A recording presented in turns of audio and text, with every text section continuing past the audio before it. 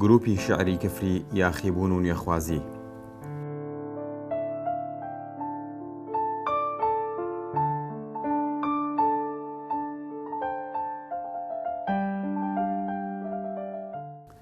لادامینی چای باوەشە سوار و لە شارە دیرینەکەی کفریدا دوو گەنجی قوتابی ناوەندی هەڵسوکەوتیان جیاواز و ئەوان لە واقعی سەپێنراوی ڕۆژگار یاخی بوون و لە دیدیەکی نوێەوە تەماشای ژیان و دەوروبەریان دەکرد.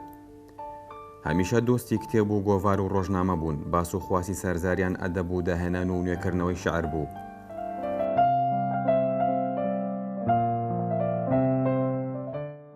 لەتیف هەڵمەت و فەرهاد شاکەلی لە ناوەڕاستی شەستەکاندا نوێگەریان لە ڕێچکەی شێعری کوردیدا کرد. گروپی کفری وەک لەتیف هەڵمەت دەڵێ لە 8 دوای ساڵی 1965دا دامەزراوە، هەرچەندە ئەوان بە ژمارە زۆرتر بوون، بەڵام ئەم دوانیان بە گەرمی شانیاندایە بەر و ڕوبەڕووی ڕەخنە و تیر و توانج بوونەوە و دەربارەی کاریگەریەکانیشان هەڵمەت دەڵێ گروپی کفری توانی زەمینەیەک بۆ تازەگەری بخۆڵقێنێ. فەرهاد شاکەلیش لە پێشەکی کۆمەڵە شەعرێکیدا دەڵێت ئێمە قۆناغی گۆرانمان تێپەڕان، تێپەڕینی گۆران وەک خاڵی وەرچەرخان بوو بۆ تازەگەری لە شەعردا.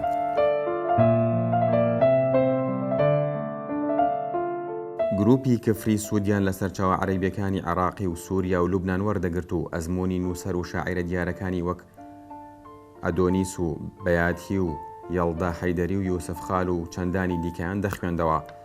هەڵمەت و شاکەلی سەرەتا شعرەکانیان لە ڕادیۆی کوردی بەغدا بڵاو دەکردەوە، بەڵام لە کۆتایی شەستەکاندا لەتیف هەڵمەت کۆمەڵە شعری خوا و شارە بچکۆلەکەمان و فەرهاد شاکەلیش لە ساڵی 1972 کۆمەڵە شعری پرۆژەی کودتایەکی نهێنی بڵاو کردەوە کە وەکو دوو بۆمب لە ناوەندی ئەدەبی و ڕۆشنبیریدا تەقینەوە و دەنگیاندایەوە و شۆڕشێکی نوێیان لە ڕەوتی شعری کوردیدا هەڵگرسان. یارونەیار قسەی جوودای خۆیان لەبارەیانەوە هەبوو، شعری ئازاد و بێکێش و سەروە سنوورە داگرتوەکانی شعری کلاسیکی بەزاند و هاتە مەیدان. ئەوان پیانوا بوو شعر دەبێ وەڵام دەرەوە بێت و بۆ بێدادی و دیاردەندسێوەکانی نێو کۆمەڵگا نەک تەنیا بۆ جوانی سروشت و ئافرەت و دڵداری بۆترێت.